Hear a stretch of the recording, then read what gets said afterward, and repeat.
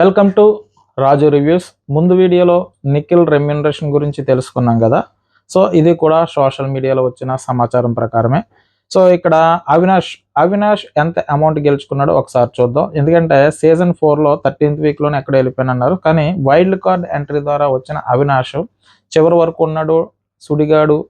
సుడి తిరిగి 15 వారాలు, అదే 10 లాస్ట్ వీక్ వరకు ఉండి గ్రాండ్ ఫినాలోకి ఎంటర్ అయ్యాడు కదా. సో అసలు అవినాష్ రెమ్యూనరేషన్ ఎంత ఒకసారి చూసుకుందాం. ఇది సోషల్ మీడియాలో వచ్చిన సమాచారం ప్రకారం. సో చూసుకుంటే అవినాష్కి వచ్చి అంటే ఇంతకుముందు అంటే గౌతమ్, నిఖిల్, ప్రేరణ, నబీల్తో పోలిస్తే మాత్రం అవినాష్కి అయితే ఓటింగ్ శాతం తక్కువ. సో అది స్టార్టింగ్ నుంచి మనం చూస్తాం. ఎందుకంటే ఎక్కువ నామినేషన్లో రాకపోవడం. సో కాబట్టి మనం ఏ విధంగా చూసుకున్నా కానీ ఓటింగ్ తక్కువ. కానీ వైల్డ్ కార్డ్ ఎంట్రీగా హౌస్లోకి ఎంటర్ అయ్యాడు అవినాష్.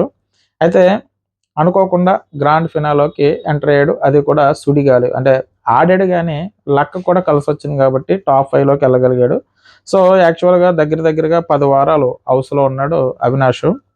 వారానికి వచ్చి 2 లక్షలు అంటే యావరేజ్న 2 lakhs అట. సో దాన్ని కాబట్టి యావరేజ్ని చూసుకుంటే 20 లక్షల వరకు అవినాష్కి వచ్చి ఉంటుందని చెప్పేసి సోషల్ మీడియా అభిప్రాయం. ఏంటంటే తను వచ్చిన కాడి నుంచి ఎంటర్టైన్మెంట్ చేసుకుంటూ పోయాడు. సో బయట తను కొన్ని షోలు చేస్తున్నాడు కాబట్టి ఆ షోలకి పర్ డే ఇంత అమౌంట్ అని చెప్పేసి ఉంటుంది కాబట్టి సో దాని ప్రకారం చూసుకుంటే కనుక తన ఫాలోయింగ్ బయట తనకు వచ్చే రెమ్యూనరేషన్ ప్రకారం సో కొంచెం ఎంటర్టైన్మెంట్గా ఉంటుందనే ఉద్దేశంతో వైల్డ్ కార్డు ద్వారా తీసుకొచ్చారు అవినాష్ని. సో తను ఎక్కువ అంటే ఒక వారానికి వచ్చి 2 lakhs. సో 2 lakhs అంటే సమాచారం. సో నేను సోషల్ మీడియాలో వచ్చిన దాని ప్రకారం చెప్తున్నాను.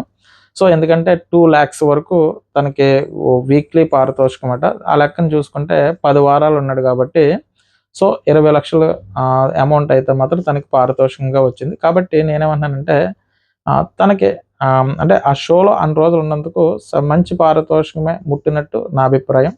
సో టోటల్గా అవినాష్ ఈ 10 వారాలకి రెమ్యూనరేషన్ 20 lakhs అందుకున్నట్టు సోషల్ మీడియాలో సమాచారం అన్నమాట. అంటే ఒక వీక్ వచ్చి 2 lakhs అనమాట.